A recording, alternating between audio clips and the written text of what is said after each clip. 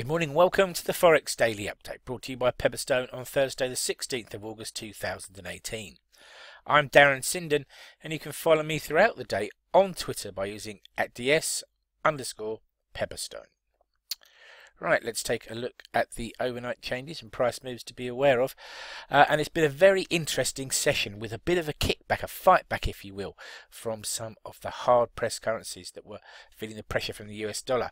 The euro, for instance, gained 0.35% on yesterday's session, and the Aussie dollar up by 0.45%. The Kiwi, its counterpart there, rallying by 0.4%. We also saw a bit of pushback from the rand, which outside of the Turkish lira was perhaps one of the harder hit currencies in the emerging markets sell-off recently, and that had improved by 0.6% shortly before we recorded the video.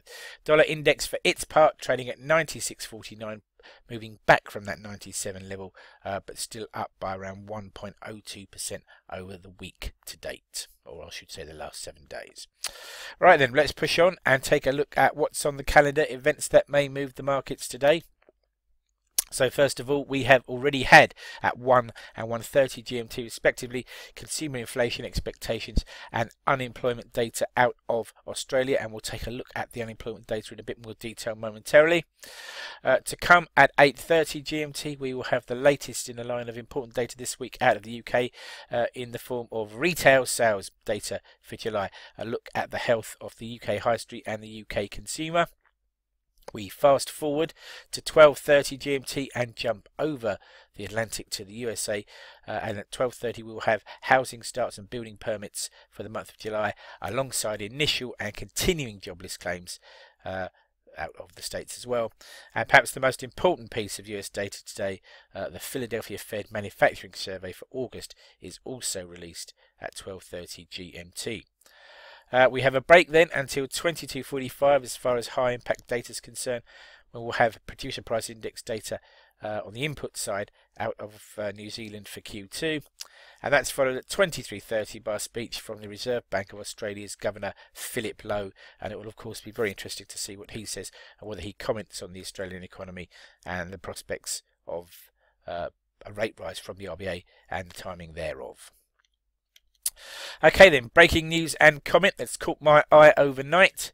First of all, as you're probably aware, the Turkish lira has rebounded to trade below 6 to the US dollar as Qatar offers to inject $15 billion into the Turkish economy. Not clear if the Turks will accept that Qatari money, but nonetheless it shows some support for the struggling Turkish economy. But growth concerns continue to weigh, particularly around China, and the yuan, the Chinese currency, touches its lowest level for 19 months overnight before rallying later in the day. Meanwhile, Japan swung back to a trade deficit in July as imports into the country rose sharply while export growth fell back. And of course, remember that Japan is predominantly an export-led economy. Those Australian unemployment numbers then. Well, unemployment fell to 5.3%, which was good news.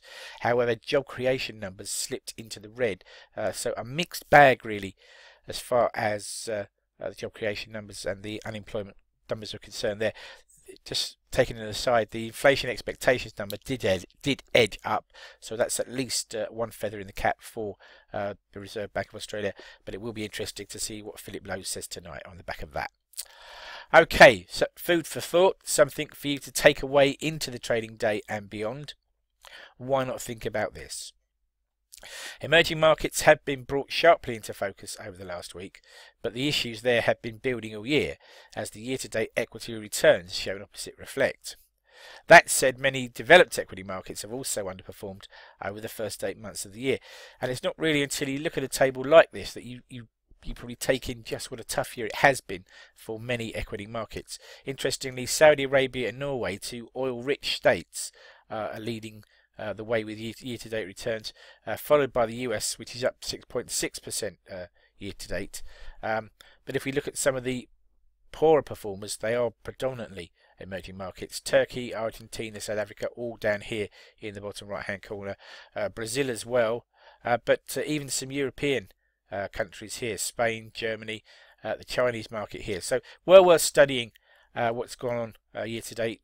And I should also say that these are returns based in US dollars, of course, but it's perhaps a different picture than the one you might have imagined. Right, please take a moment to read this risk warning. Trading CFDs and foreign exchange can be a risky business. If you're in any doubt about the use of leveraged products or trading on margin, then please do contact your Pepperstone account representative. Thank you for your time.